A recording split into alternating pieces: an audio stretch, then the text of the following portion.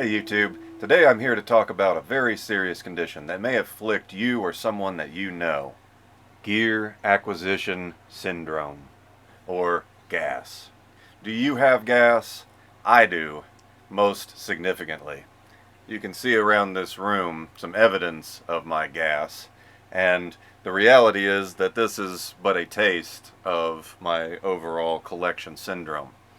And even over here, I've got piles on the. This is our guest bedroom as well, and I've got in a rare occasion that we have a guest overnight, I can get all this cleared off, but I have stacks of guitars in bags and guitar bags, and it's under the bed, on the bed.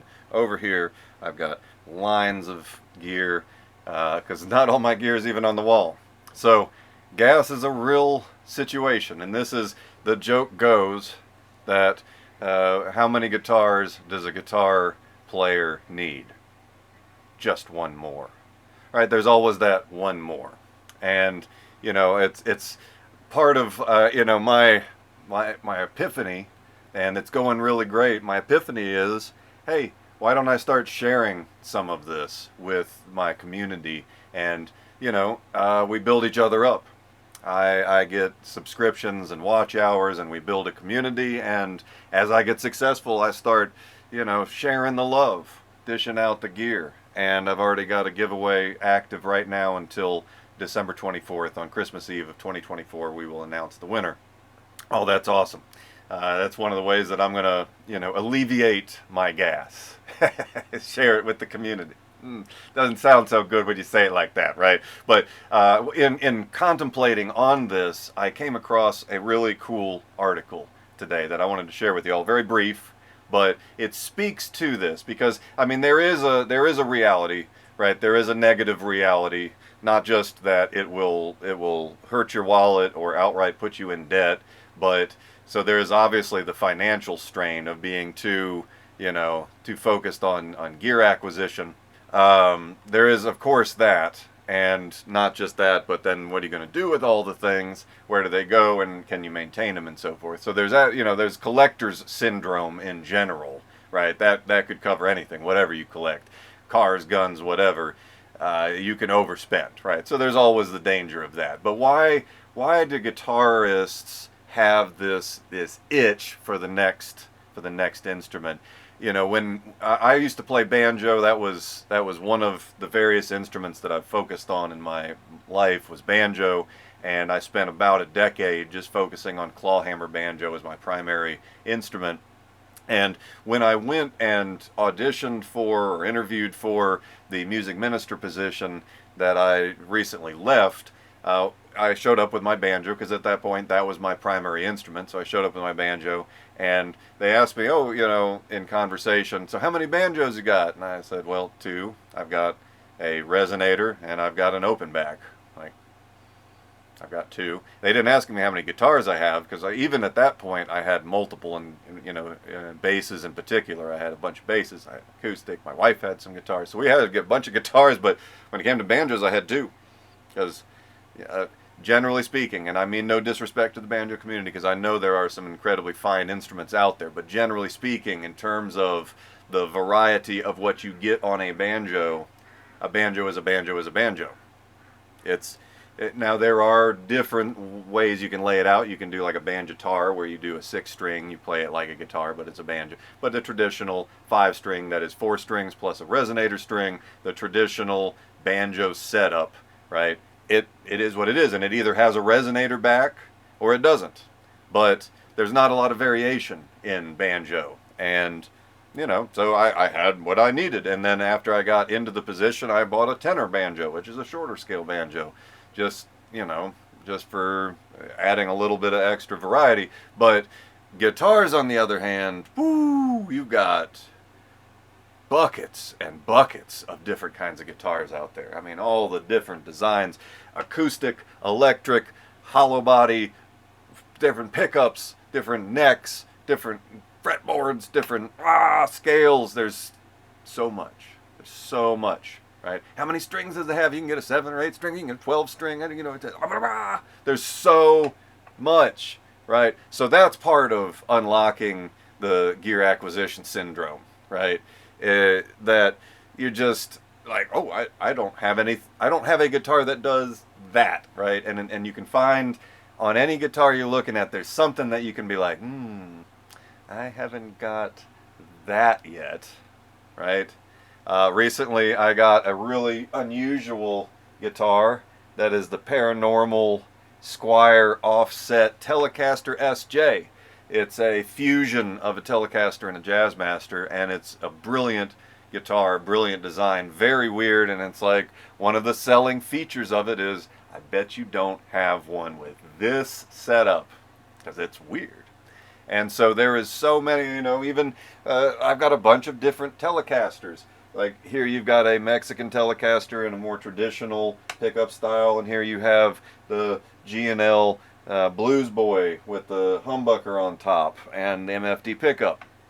So both Telecasters, but very different in terms of tone, playing, and so forth. So part of unlocking the riddle of gas is that there's so much variety. There's so many different ways to make a guitar. Shapes, bodies, woods, different pickups, finishes, necks. There's so many different ways that you can change. And even if you you can then customize it and change things about it. Switch a pickup out or change, saddles and bridges, and there's so much you can do. And generally speaking, if you have a screwdriver set, a wrench, and a soldering kit, you can do anything in a guitar, right? Anything in an electric guitar is basically going to use those tools. So it is ultimately customizable also, and that's where you get even wider in the gear acquisition because you're getting mods and you're changing stuff, and this guitar is particular because it has this. Like, look at this gorgeous this thing, beautiful, absolutely gorgeous Fender Duosonic. I mean, the camera really, even with all the lights, does not pick. I mean, this thing is stunning, and they have this is from Deco Boom, this amazing engraved pickguard on there. Oh my gosh. And that feature was one of the things that made me pull the trigger on getting that guitar. Because I was interested in, I'd heard about the Duosonics, I'd heard about the reissues, about the cult following. Interested to try a higher level short scale. I've got a Sonic Mustang, Squire Sonic Mustang. It's cool, it's a perfectly playable guitar, but it's not something that at this level I'm really going to want to play. This, however, ooh boy, this thing is great to play. And so it's adding all of these different, like, I can get a particular sound or a particular play style out of this. And some of it is just the aesthetics. Getting a row of the same model in different finishes has a just, I mean, part of the input of my gear acquisition syndrome is that I feel in control somehow when I come in here and I have all of the guitars on the wall and I know each of them and I've played each of them and I maintain them, and sometimes I'm like, you're the one I want to play today, and I pull them down, and it's a kind of postmodern zen that I get in being surrounded by my collection. And these are works of art. This is something I love about Leo Fender's legacy is he was the one that really entered the, like, let's paint these things in all sorts of colors. Because up until Fender and the Fender revolution in guitars and electric guitar making, guitars were brown and brownish colors. Maybe black, maybe white, but they were very, very basic wood-oriented brown colors with rare exceptions. And then Fender comes in and says, let's break out the car paint and start making these like the cars you see driving down the strip in California. And you get these beautiful colors, right? And so there's an art about it as well, right? There's an art of collection that, rather than having framed paintings on my wall in here, I have these, carefully hung and lit guitars arranged just the way I want to arrange them, and I rearrange them at will. So all of that is part of this, like, why? Why do guitarists do this? Well, it's empowering, ultimately. You feel like you're building something. You're building not just equity, where these are, generally speaking, I mean, it's possible that the floor will fall out from under the guitar market. It happened to pianos. Come on, people, look at pianos. 100 years ago, pianos, like, all over the place. 1950s, like, everybody's getting piano lessons, and everybody, there's piano in every church. Now, and I say this knowing, with being in music ministry circles, pianists are almost extinct. There are keyboardists, but there is a distinction. And the way that the classic, traditional church piano is played is dying out, and all the ones that are out there are generally dying, and old folks, they're in the passing away generation, right? So pianos, you can't hardly give them away anymore. I don't think that this is going to happen with guitars for a number of reasons. A main one being that they are not nearly as difficult to own and keep. A piano is a big individual investment. It takes up a huge space, and it has to be tuned by a professional on a pretty regular basis. You have to keep it in certain humidity. There's all these, right, to just keeping a piano in your house, much less, doing anything with it. And you can't take it anywhere, right? It's a very involved process even to move it from one place to another. Guitars, you throw it in a bag and you're off. You can get on an airplane with it, right? You can fly across the country. Guitars are mobile, they're small, they're easy to keep, they're much easier to maintain. You do certain basic maintenance stuff to them, and you can pretty much indefinitely keep them. And with you're not filling up a huge space with them. I mean, I've got buckets of guitars, and this is a small room, right? I've probably got 40-ish guitars in this room, and about half of them are on the walls and half of them are in bags and boxes. But you can't get 40 pianos in here, So there's I think still reasons why guitar as a market will continue to grow and maintain itself and not do this like implosion that you've seen elsewise. Another reason just being that it is in so many different forms of music. There are hundreds, if not thousands, of styles of playing the guitar, and it has worked its way into the sounds of all across the spectrum genres, right? So guitars are everywhere. And that's one of the things I love about the guitar community, is that whether or not our music sounds anything alike, we can click because we're like, yeah, guitars are awesome. And they are awesome. They are awesome on many levels, right? This video is just focusing on the collecting aspect. Like, why isn't it enough just to have a guitar? You only got two hands. You can only play one at a time. Why have so many of them, right? That's the question, right? Well, the answer, I mean, the satisfaction of collecting them is an enormous part of it. That hunting, that finding that next one that gives you this new option in your playing and so forth, right? Now, of course, it's an economic strain, and there is also a delusion that can, and this is the warning, there's a delusion that can develop around this, and that is that just having more gear makes you a better guitarist. And that's obviously not true, right? What makes you a better guitarist is going to be playing, practicing, developing as a guitarist. Now, on the flip side, having multiple levels of gear available to you and having different tonal options and stuff absolutely will help you develop as a guitarist. And that is because you can pick up one guitar and play a song on it, and then pick up another guitar, play the same song on it, and you say, it's different. It's the same, but it's different. And you start to learn the differences between those sounds and tones. So that is absolutely, I think there is a massive benefit to collecting gear. But you want to do so not with the idea of, if I get that next guitar, I will be leveling up as a guitarist. Leveling up as a guitarist involves developing as a guitarist. Having an arsenal, having a big toolbox can absolutely help you. But you don't want to get so focused on the tools that you don't do the job, right? And that's one of the dangers of gear acquisition syndrome. So I want to leave you with this really cool article, and you can look it up. It's on Ultimate Guitar. This is written by David89 Zemoon on October 27th, and it is from an interview clippets with Kenny Wayne Shepherd.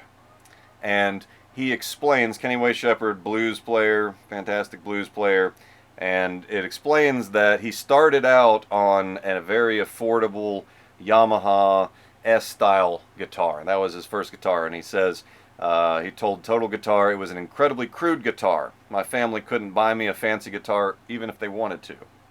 Nonetheless, this S-style electric guitar featuring one humbucker in the bridge meant a lot.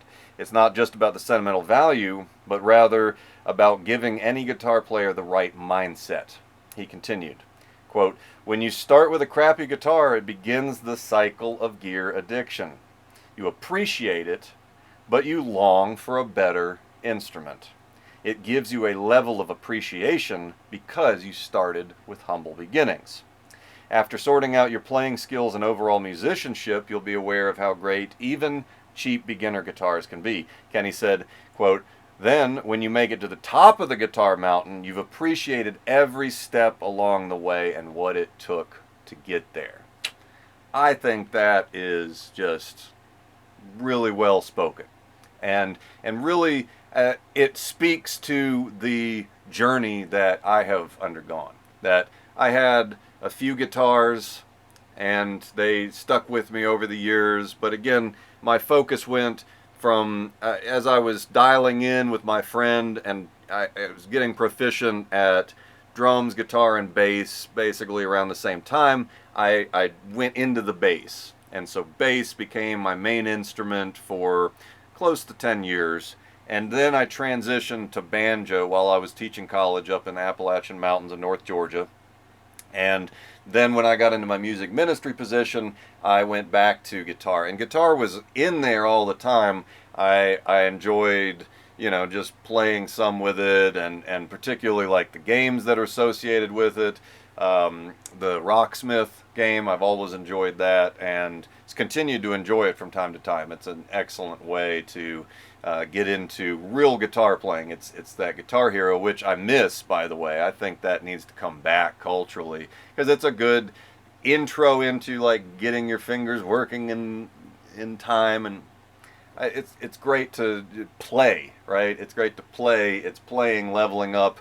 And then Rocksmith being the next one, you plug your actual guitar into it. So I did all that stuff back in the day, but really focusing on guitar and like really understanding it, not just knowing how to play some chords and some songs and so forth, but understanding, unlocking it, and really digging into it and learning all the various ins and outs of it and all that. That has been part of the process of my collecting, because I've collected instruments high and low. I've seen all these different levels.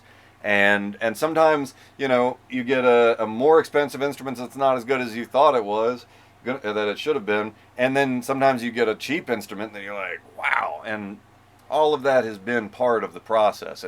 And modding them, repairing them, fixing them, and all of that. So just in general, the gear acquisition or gear addiction syndrome, it is something to be careful about, right? My credit card statement tells me to be careful about leaning too much into acquiring more gear. I need to use what I've got. So there's always that, don't dig yourself into a hole. But on the other hand, as we've just been talking about, I think that there is a tremendous value in collecting guitars and appreciating their beauty and just giving yourself like space that you can come in and just appreciate them as a work of art, both in your hands and to your eyes. So, as always, if you've enjoyed my content, please like and subscribe. Right now we have an ongoing sweepstakes, a guitar giveaway from this rack right here, and it's ongoing until Christmas Eve 2024. So if you haven't already, please subscribe, comment on that video, and thank you for watching. Have a wonderful day.